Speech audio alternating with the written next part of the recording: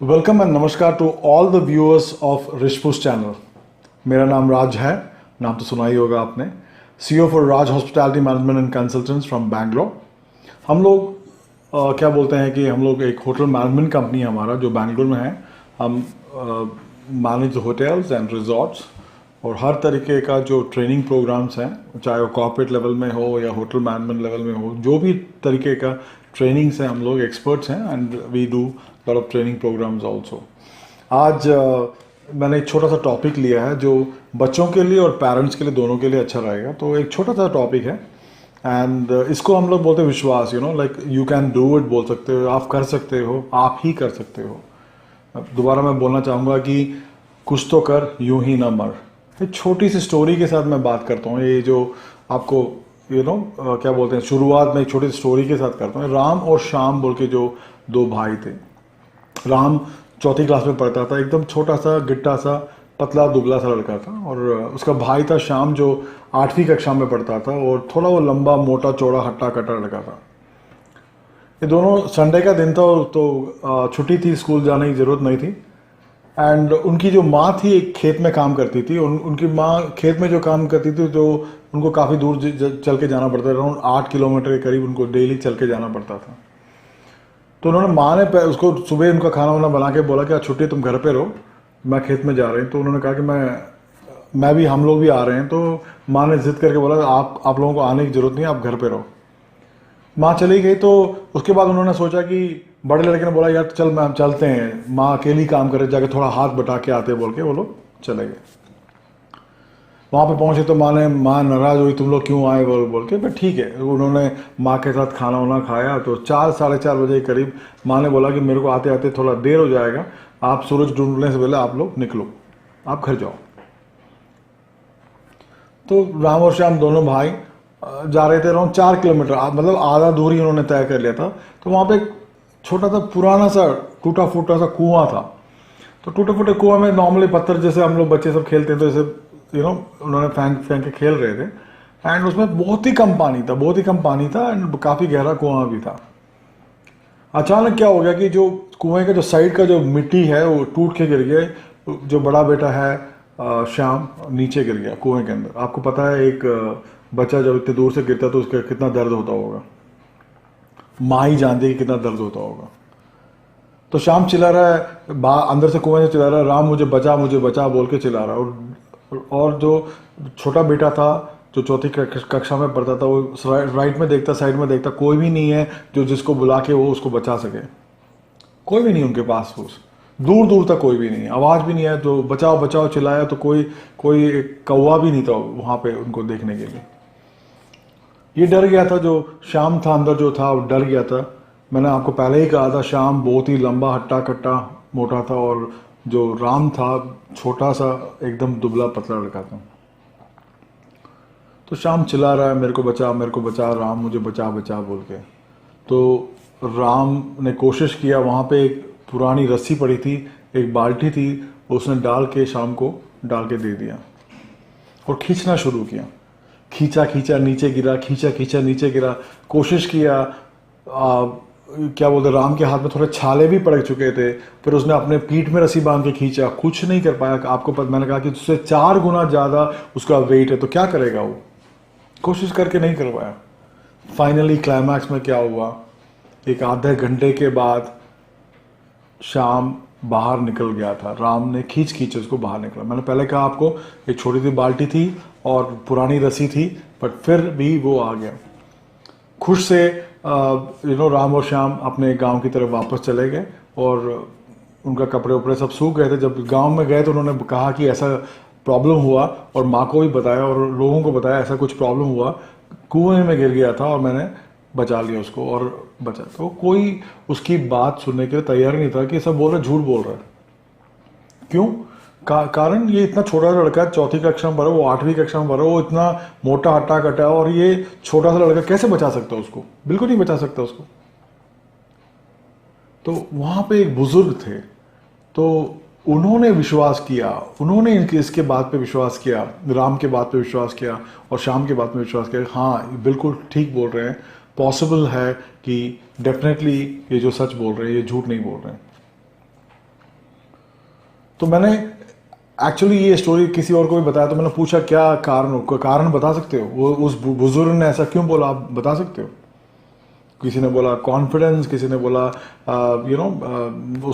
उसने बहुत ही कोशिश करके किया, और अपना उसका भाई था उसको बचाने के चक्कर में उसने ऐसा किया। काफ़ी लोग कुछ कुछ बोल रहे थे, बट एक्चुअल रीज़न आपको पता क्या था? एक्चुअल रीज़न था कि राम के आजू बाजू में कोई भी नहीं था जो बोल रहा था राम तो नहीं कर सकता है, तो छोटा है, नहीं कर सकता है। और हम लोग ऐसे ही होता है कि हमारे आजू बाजू में जब भी कोई बोलते हैं कि अगर ये आप नहीं कर सकते, हम थक जाते हैं। दूर दूर तक कोई नहीं था कि उसको बोल, तो राम का कंसंट्रेशन उसके भाई के ऊपर, उसको बचाने के चक्कर पे था। 3-4 नहीं, 10-12 बार भी उसका जो बाल्टी नीचे गिरा, वो नीचे गिरा, उसका भाई नीचे गिरा, उसके बावजूद उसने बचाने की कोशिश की, क्योंकि कोई बोलने वाला नहीं था कि तू नहीं कर सकता। तो आपके जो बच्चे हैं, एक माँ का सबसे इंपॉर्टेंट रोल होता है। मैं हमेशा बोलता हूँ माँ का सबसे इंपॉर्टेंट रोल होता है।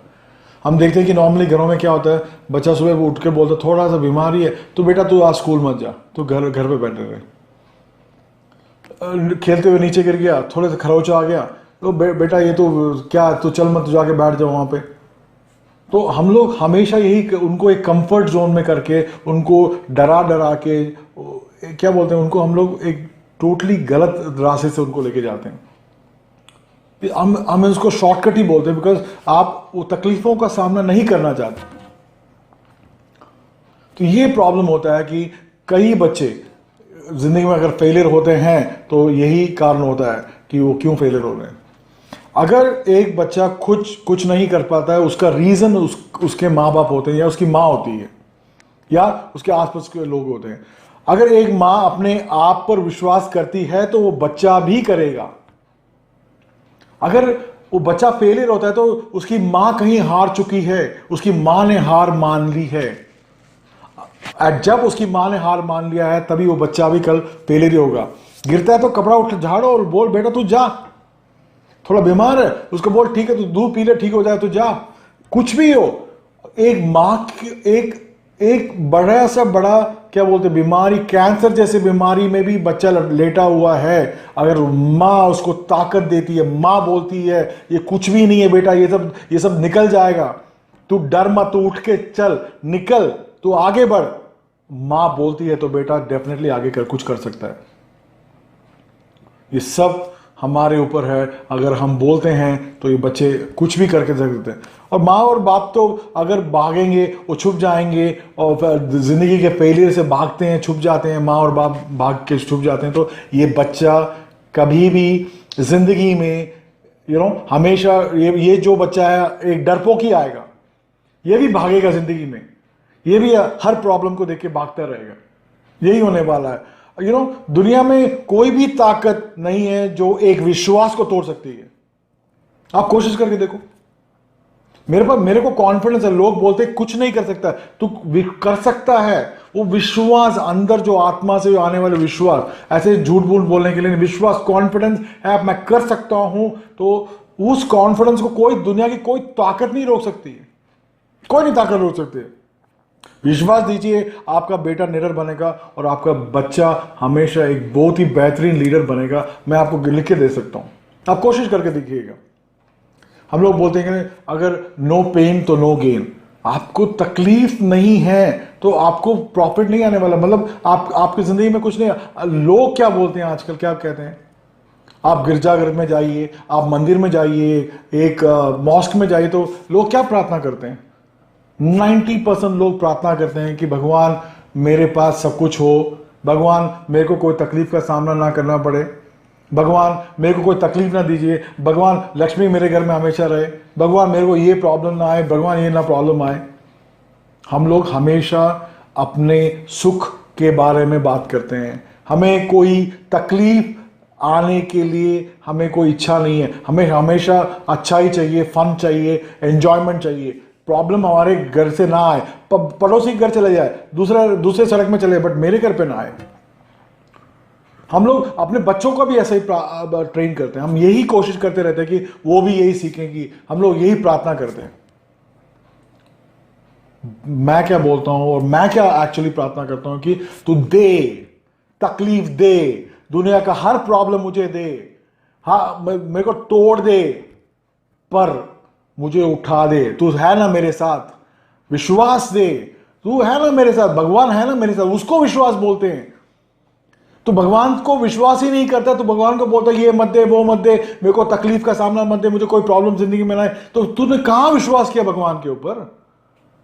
तूने विश्वास ही नहीं किया भगवान के ऊपर। तो दे, मुझे जो देना चाहता तू दे, हर प्रॉब्लम दे, मेरे को गिरा दे पर उठा दे, उठने की ताकत दे, हर प्रॉब्लम को फेस करने की मुझे ताकत दे। तू है ना मेरे साथ, फिर मुझे क्या डर है? भगवान से और अल्लाह से या जीसस से ऊपर कौन है? कौन आपका साथ दे सकता है? हम, अगर वो आप गिर रहे हो, आप में विश्वास है, आप बोलते हो कि भगवान मेरे साथ है, तो उठाएगा आपको, 100% उठाएगा। शॉर्टकट में मत जाइएगा, अपने बच्चों को शॉर्टकट में लाइफ में मत लेके जाइएगा। एक बच्चा निडर और एक बच्चा ताकतवर और एक बच्चा बहुत ही बेहतरीन लीडर बन सकता है, बनता है, तो उसमें जो महत्वपूर्ण, जो क्या बोलते हैं, जो सपोर्ट है, वो माँ बाप का होता है, स्पेशली माँ का होता है। बट हम लोग जब देखते हैं तो थोड़ा सा तबीयत खराब है, बेटा स्कूल में मत जाइए, बेटा ये मत कर, बेटा ओके ये ऐसा हो जाए, ऐसा। हम लोग हमेशा उनको एक वीक बोलते हैं ना, जो एकदम वीक बच्चे करके हम लोग उसको कर देते हैं। वो फेस नहीं कर पाते, जो दुनिया का प्रॉब्लम चैलेंजेस को फेस नहीं कर पाते हैं।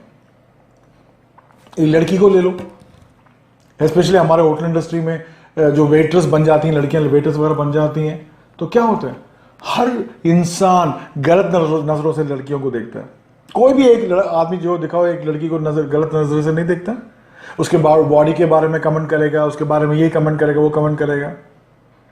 मुझे याद है कि एक बच्ची थी जो मैं बैंगलोर में उस बच्ची को जानता था, एक क्या बोलते हैं, एक पिज्जा कंपनी में काम करती थी।